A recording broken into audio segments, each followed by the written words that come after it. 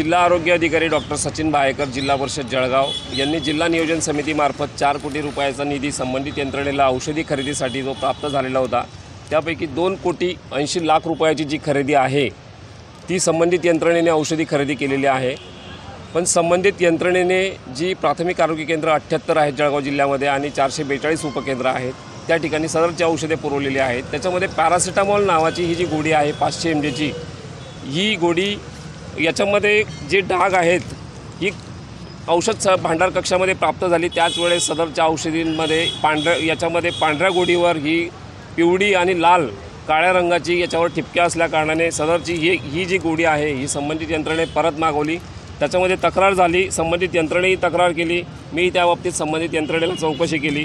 पण त्याच्यामध्ये पुढे अजून कॅल्शियम व्हिटॅमिन D3 लहान मुलांसाठी जी गोळी लागते ही सुद्धा अतिशय त्या पाकिटातून काढल्यानंतर तिचा चुरा होतो। ग्लिमिपिराइड ही जी गोळी आहे मधुमेही रुग्णांसाठी वापरली जाते, ही गोळीसुद्धा ती स्ट्रीपमधून काढताना तिचा चुरा होतो।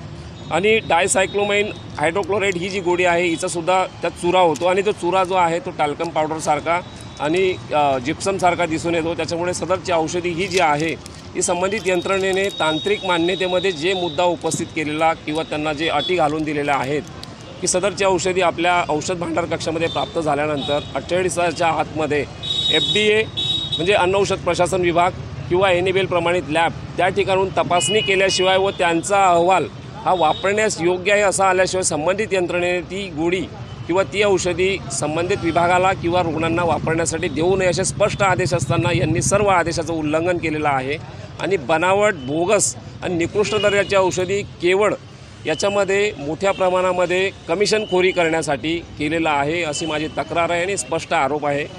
किती केंद्रांवर ही औषधी आतापर्यंत गेलेली? 78 प्राथमिक आरोग्य केंद्र आणि 442 उपकेंद्रांमध्ये सदरची औषधी वितरित करण्यात आलेली आहे। बोगस कसं काय समजलं तुम्हाला? याच्यामध्ये तक्रार जी आहे ती तक्रार संबंधित विभागानेच तक्रार याच्यामध्ये केलेली होती। त्याच्यामध्ये रिंगणगाव प्राथमिक आरोग्य केंद्राचं जे उपकेंद्र आहे त्याची एक तक्रार होती आणि UPSC भुसावळ या ठिकाणची तक्रार होती। संबंधित कागदपत्र माहिती अधिकारामध्ये मिळवल्यानंतर त्याच्यामध्ये सर्व प्रकार जो आहे हा चुकीचा आणि गैरप्रकार आणि सर्व त्यांनी रायटिंगमध्ये दिलेला आहे जिल्हा आरोग्य अधिकाऱ्यांनी की सदरची औषधी ही वापरण्यास अयोग्य आहे। म्हणजे ज्यावेळेस घेतली त्यावेळेसुद्धा अयोग्य होती आणि आज रोजीसुद्धा त्यांनी जी तपासणीसाठी पाठवली पाहिजे होती ती अद्यापपर्यंत पाठवलेली नाही आहे। आता मागणी काय आपली? संबंधित डॉक्टर सचिन बाहेकर यांच्यावर बडतर्फीची, निलंबनाची आणि कठोर कारवाई झाली पाहिजे आणि संबंधित त्याच्यामध्ये जे कोणी दोषी असतील त्यांच्यावरही कारवाई झाली पाहिजे। कुठे तक्रारी केल्या या बाबतीमध्ये मी मुख्य सचिव यांचं सार्वजनिक आरोग्य विभाग यांच्याकडे केलेला आहे, आयुक्तांकडे केलेली आहे, संचालकांकडे, विभागीय आयुक्त माननीय प्रवीण गेडाम साहेब, जिल्हाधिकारी, मुख्य कार्यकारी अधिकारी आणि मुख्यमंत्री आणि आरोग्यमंत्री यांच्याकडे याबाबत मी तक्रार केलेली आहे। नमस्कार, मी CEO जिल्हा परिषद जळगाव। जळगाव जिल्ह्यामध्ये 2 दिवसापूर्वी माझ्याकडे एक तक्रार आली होती की 3 स्पेसिफिक PHC होते जिथे 3 प्रकारचे जे मेडिसिन आहे त्यामध्ये स्पॉटिंग किंवा पावडर फॉर्ममध्ये असल्याची तक्रार प्राप्त झालेली आहे। त्यामध्ये जे तक्रारदार होते त्यांनी आम्हाला सॅम्पल पण दाखवले। त्याच्या अनुषंगाने एक इन्क्वायरी कमिटी आम्ही सेटअप केलेली आहे ज्यामध्ये 3 सदस्य आहेत। त्यामध्ये DHO आणि फार्मासिस्ट जे आहेत त्यांच्याकडून एक्सप्लेनेशन कॉल करण्यात आलेली आहे। या संदर्भात ज्यावेळी DHO कडे तक्रार प्राप्त झालेली होती त्यावेळी त्यांनी संपूर्ण बॅच जे आहेत त्या मेडिसिन्सच्या ते रिप्लेस करण्यासंदर्भात संबंधित पुरवठादाराला आदेश दिले आणि त्याच्या अनुषंगाने जे चौकशी समिती आहे ते प्रत्येक बॅच निहाय PHCs मधून एक सॅम्पल घेऊन त्याच्या पडताळणी करणार आहे।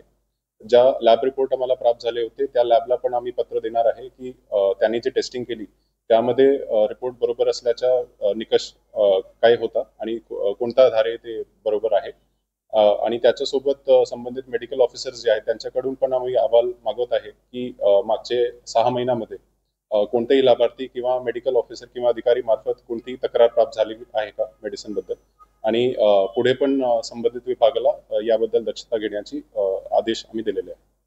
जो वेंडर आहे त्याच्यावर काही कारवाई करण्यात येणार आहे?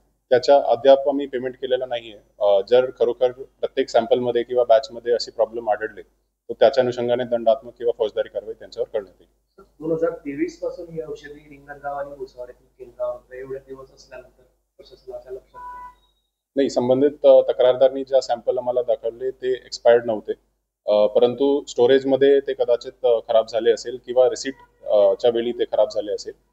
नेमकं कोणत्या वेळी ते मेडिसिन खराब झाले आहे त्याच्या चौकशीसाठी 2 दिवसामध्ये अहवाल सादर करण्यासाठी एक समिती नेमलेली आहे. त्याच्या चौकशीच्या अनुषंगाने आम्ही कारवाई करण्यात येईल. तर या प्रथमदृष्ट्या सदोष औषधी आहेत का? नाही, जे औषधीमध्ये दोष निघालेला आहे तक्रारदाराच्या म्हणण्याप्रमाणे ते फक्त 3 PHCचे आहेत, परंतु ज्यांच्या स्टोरेज वेअरहाऊस आहे त्यामध्ये प्रत्येक बॅचने हे सॅम्पल घेण्यासाठी आम्ही सांगितलेले आहे. जर प्रत्येक बॅचमध्ये सेम पुरवठादारचे मेडिसिनमध्ये असे दोष आढळले तर त्याच्यावर कारवाई करण्यात येईल. तर हे बोगस म्हणता येईल की पुष्ट म्हणता येईल? प्राथमिक स्वरूपात आरोग्य विभागाचं असं म्हणणं आहे की स्टोरेजमध्ये ते खराब झालेले आहे, परंतु रिसीटच्या वेळी प्रॉपर सर्टिफिकेट त्यांच्याकडे होता का आणि बॅचने फार्मासिस्टनी पडताळणी केलेली आहे का याबद्दल चौकशी आम्ही करण्यात येईल.